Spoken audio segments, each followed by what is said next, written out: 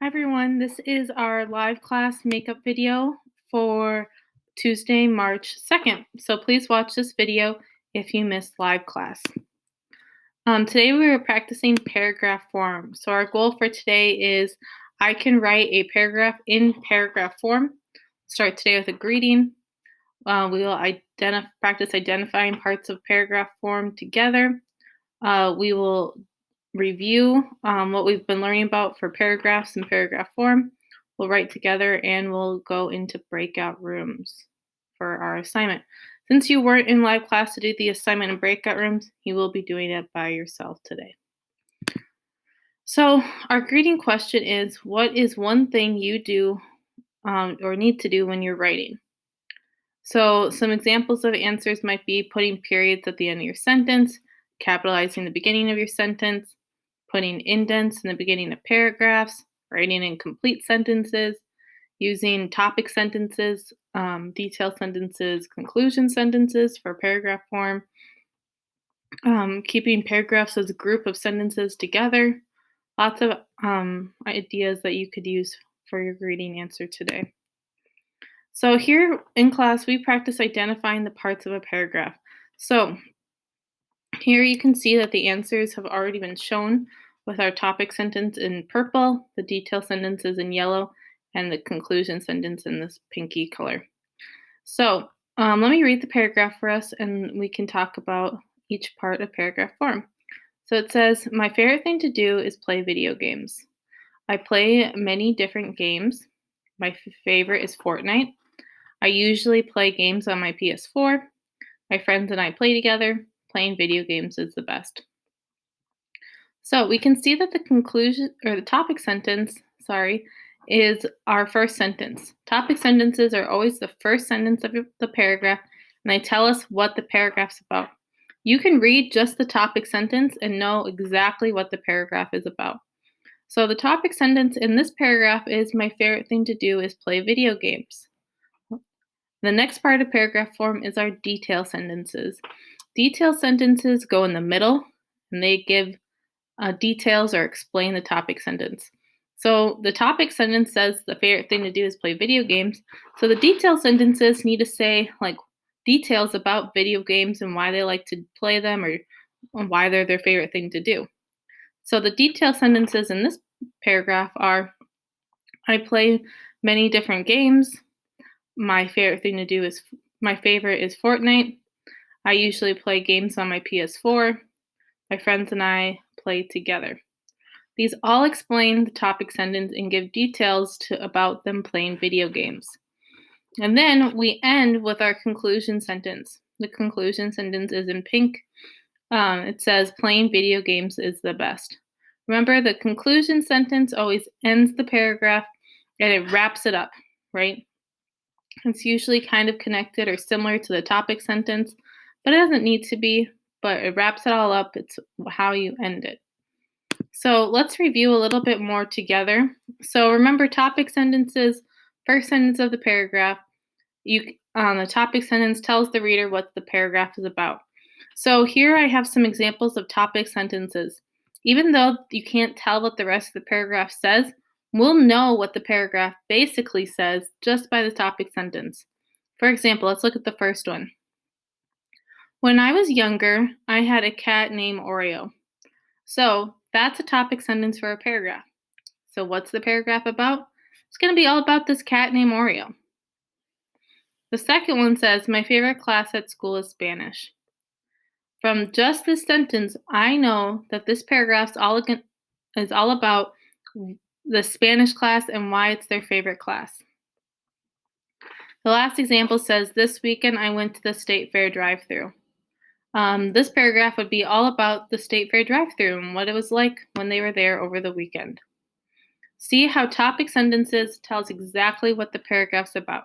It gives us the topic of the paragraph. That's why it's called a topic sentence.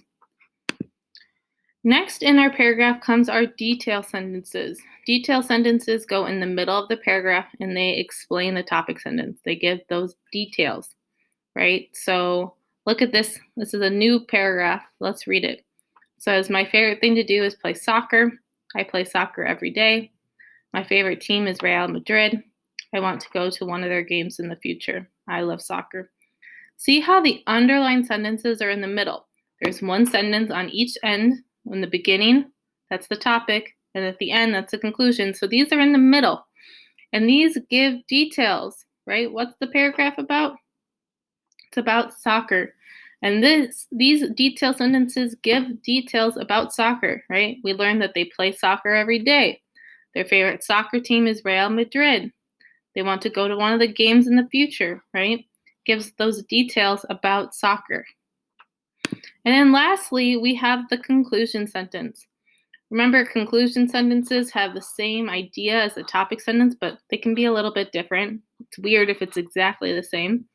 And they wrap up the idea or the paragraph, and it's always the last sentence of the paragraph.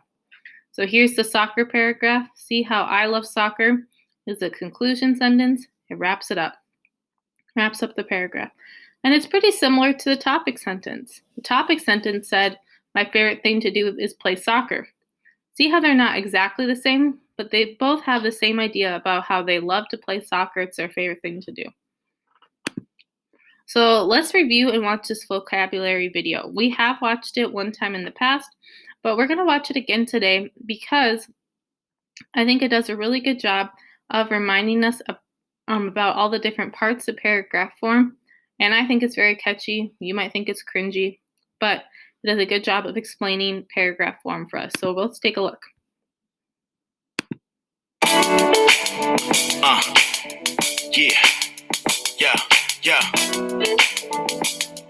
Tell you about these paragraphs. A paragraph is a group of sentences put together in a way that explores a topic. The perfect paragraph is like a tasty sandwich. How? Each sentence an ingredient. And it's important how you stack them, beginning, middle, end. If it's not set up right, it won't make sense. Like meat goes between two slices of bread. Imagine bread in the middle of the meat instead. A topic sentence comes first, then detailed sentences. You have a closing sentence at the end to finish it, and the topic sentence is the most important. It gives the main idea or tells you what the point is. That first sentence is always indented. That's how you know that it's the paragraph's beginning. A paragraph can be all fact or opinion. It depends on the flavor that you want to give it. A paragraph is a group of sentences all about the same things. Started off with a topic sentence that's about the main thing. And then you give some supporting details to fill the paragraph up. And finish it off with a closing sentence. Voila, you're done. We know the opener and closer are top and bottom, just like the bread. Next, you gotta fill it up with meat. I mean details. The paragraph's body supports the main idea. These sentences help prove your point, like evidence being presented in court. These sentences are organized with transition words, like also in addition, next, second, and third, and don't include details that don't support. But the last thing you wanna do is prove yourself wrong. Before I get carried away, let me say, the closing sentence can't simply restate the main idea in different words, or it can be a thought that ties the paragraph together. So to end, a good paragraph may make you hungry for more information about the topic you're covering. Paragraph is a group of sentences all about the same things. Started off with a topic sentence that's about the main thing. Then you give some supporting details to fill the paragraph up. And finish it off with a closing sentence. Voila, you're done.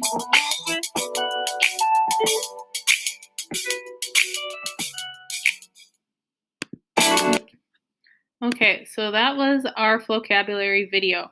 And like I said, you might have found it catchy, you might have found it cringy, but it did a great job of reminding us about paragraph form. And if it helps you, you can think of your paragraph like the sandwich that it said. At the top, we have the piece of bread, which is our topic sentence. In the middle, we have the details, which you can think of like cheese or mustard, mayo, peanut butter, lettuce, meat, whatever you want to put on your sandwich. Those are our detail sentences. Then we end it with another piece of bread, which would be our conclusion. So in class, we wrote up this paragraph together. So I would like to read it to you and tell you kind of about the process that we did so that you can be able to replicate that, which means do it on your own in today's assignment. So this paragraph says, we had to write a paragraph all about the pandemic. So we started off with an indent. That was the first thing we did. Before we even started typing words, we pressed that tab button one time to create our indent. And it says, and then we started with our topic sentence, which says, a lot of people don't like the pandemic. That was a topic sentence that a classmate of yours came up with. And then we filled up in the middle of the paragraph with yellow sentences about details about why people don't like the pandemic or what's been going on. So these are the sentences we came up with. It says, in a pandemic, you have to stay home. You also have to wear masks. Over 2 million people have died. 500,000 people have died in the United States alone. It takes a long time to get packages. During the pandemic, we are not doing in-person school. A lot of people are wanting the vaccine. These are all detailed sentences. They kind of explain what's going on in the pandemic and why people don't like it. And then we ended with our conclusion sentence, and which says, in conclusion, the pandemic affected our lives or has affected our lives. I think I mistyped. So this is a great example of a paragraph, right? We have all sentences together in a group. We have an indent, we have a topic sentence, detail sentences, conclusion. Notice how every sentence starts with a capital letter and a period, right? They make sense, and this is a well-written paragraph. So your job, since you weren't here, you can't do it in breakout rooms. Unfortunately, you'll have to be doing it by yourself. But this worksheet here is in Schoology, and you'll need to put it in Notability. And your job is to write a paragraph about Minnesota. I want your paragraph to be very similar in like kind of how we wrote the one about the pandemic. Obviously, you're not writing about the pandemic. You're writing about Minnesota. But you're going to have that same structure. You're going to start with an indent. Then you're going to write your topic, you're going to fill it up with detailed sentences, and you're going to have a conclusion. Paragraph should be at least 5 sentences. And then once you're done writing your paragraph, turn it in. I know you've been watching this long video, so hopefully this assignment won't take you as long. So you won't have too much more to do, but write your paragraph, then turn it in Schoology. If you need any help, as always, you can send me an email. I'd also love to see you in office hours. See you guys later.